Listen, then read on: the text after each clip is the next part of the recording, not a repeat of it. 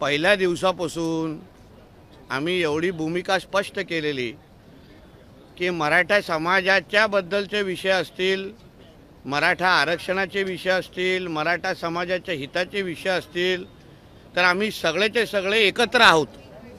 म्हणजे आत्तापर्यंत मराठा समाजाच्या आरक्षणासाठी किंवा अन्य भूमिकेसाठी असंख्य लोकांनी आंदोलनं केली आहेत। मराठा क्रांती मोर्चा आहे, मराठा ठोक मोर्चा आहे, छत्रपती संभाजी राजेंनी असंख्य आंदोलन आणि भूमिका घेतलेल्या आहेत आणि आता जरांगे पाटील घेत आहेत। म्हणजे काय, एक व्यक्ती म्हणजे मराठा समाज नाही, समजून घ्या। आणि आता जेव्हा आमच्या महायुती सरकारने 10% आरक्षण जाहीर केलेलं आहे आणि मग आता त्यांच्या सगळ्या सोयऱ्यांची मागणी आली, तर त्याच्याबद्दल सरकार आज न तर उद्या निर्णय घेईल ना। पण माझं म्हणणं असं आहे की काही दिवसापासून त्यांचे जे जवळचे सहकारी जी माहिती देत आहेत की आता कालचे त्यांचे जे शिवबा संघटनेचे फार जवळचा सहकारी ज्यांनी कोपर्डी केसमध्ये पण त्यांच्याबरोबर होता, तर त्यांनी तर सांगितलेलं आहे की हे राष्ट्रवादी काँग्रेसच्या फार अतिशय म्हणजे राष्ट्रवादी म्हणजे शरद पवार गटाच्या लोकांच्या अतिशय जवळचे आहेत, स्थानिक आमदारांच्या अतिशय जवळचे आहेत, त्यांच्यावर त्यांच्या बैठका होतात। तर त्याबद्दल म्हणजे आता काय म्हणणं, राजकारण सोडून अगर जरांगे पाटलींनी भूमिका घेतली तर आम्ही सगळेजण त्यांच्या बरोबर समाजाच्या बरोबर आहोत, एक लक्षात घ्या। पण आता हे सरकार घाबरलं, आम्ही सागरला येतो, सागरला येणं फार लांबची गोष्ट आहे, फार लांबची गोष्ट आहे। आम्ही काल पण सांगली, आमची भिंत तिथे लागलेली आहे, ती भिंत पार पाडणं ना हे फार स्वप्नातला गोष्ट आहे। आणि एक लक्षात घ्या, मराठा समाजाशी आमची लढाई नाही, मराठा समाजाचे आम्ही लोक आहोत।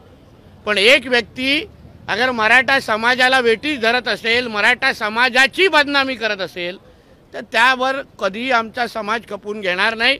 त्यांच्या अवतीभोवती असलेले जे काही तरुण मुलं आहेत त्यांनाही सांगतो की उगाचच्या अंगावर केसेस घेऊ नका, उद्या केसेस काढण्यासाठी मग कोणी येत नाहीत। म्हणून हे सगळे जे आंदोलनं चालू आहेत, हे सगळी जी भूमिका आहे, जे शिव्या शाप देण्याची जे हिम्मत करतायत ना, हे कोणाच्या जोरावर करतायत। आता सगळे त्यांचे जुने सहकारी बोलतायत की हे पवार साहेबांच्या अतिशय जवळचे आहेत। मग ही तुतारीचे आवाज बाहेर येत आहे का, तोंडातून तुतारी वाजवण्याचं काम होत आहे का? ह्या सगळ्याची भूमिका कधी ना कधीतरी स्पष्ट झाला पाहिजे। मराठा समाजाबरोबर आमचं महायुतीचं सरकार आहे, ओबीसी समाजाबरोबर आहे, धनगर समाजाबरोबर आहे, हिंदू समाजातल्या प्रत्येक जातीबरोबर आमचं महायुतीचं सरकार आहे। संजय राऊत म्हणतात की देवेंद्र फडणवीस म्हणाले बोलवता धनी कोण, तर देवेंद्र फडणवीस यांच्या आजूबाजूला बसणार आहेत म्हणजे मुख्यमंत्री आणि दुसरे उपमुख्यमंत्री अजित पवारच बोलवता धनी नाहीत का, असा सवाल त्यांनी उपस्थित केला। संजय राजाराम राऊतला सांगेन, रात्रीची अगर 90 थोडी उतरली असेल तर तुम्ही रात्री बेरात्री आणि कालपासून कोणाकोणाला फोन हे संजय राजाराम राऊत लावत होते ना, ह्याचे जरा कॉल रेकॉर्ड बघायला पाहिजे। सिल्वर ओकला किती फोन गेले, ह्यांच्या जरांगे पाटलांच्या आजूबाजूच्या लोकांना किती फोन गेले, ह्या सगळ्याचा कधीतरी CDR तपास निघाला पाहिजे, जेणेकरून कळेल ही स्क्रिप्ट नेमकं कोणाची। आता काल आमच्या देवेंद्र फडणवीस साहेबांनी अतिशय योग्य मुद्दा काढला, जरांगे पाटील फक्त देवेंद्र फडणवीसांवरच कशाला टीका करतात, आणि जी भाषा जी टीका शरद पवार गटातले लोक सातत्याने मुद्दे काढून फडणवीस साहेबांवर बोलतायत, जी भाषा उद्धव ठाकरे सातत्याने भाषणाच्या माध्यमातून करतायत, तीच भाषा जरांगे पाटील करतायत, सेम टू सेम। म्हणजे कॉपी अँड पेस्ट केलंय की काय भाषण, म्हणजे स्क्रिप्टचा फॅक्स किंवा स्क्रिप्टचा ईमेल किंवा व्हॉट्सॲप आता कुठून येतोय हे आता लोकांना कळायला लागलेलं ना स्पष्ट, काहीतरी फरक केला पाहिजे। म्हणून राजकीय आंदोलनाला आम्ही कोणी पाठिंबा किंवा स्वागत करणार नाही।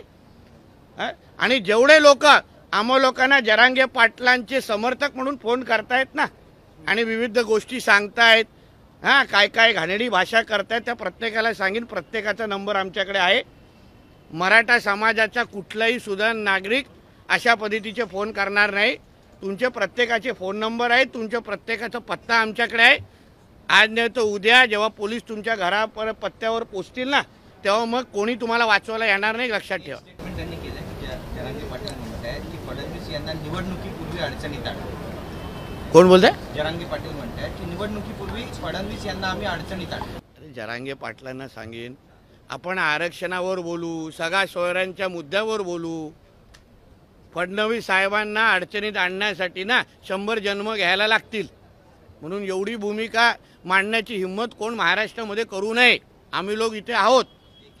मी शर्वरी. सबस्क्राईब करा तिचा जागर न्यूज. शेजारी दिलेलं बेल आयकॉन म्हणजे घंटी दाबा, जेणेकरून तुम्हाला आमच्या साऱ्या अपडेट्स येत राहतील.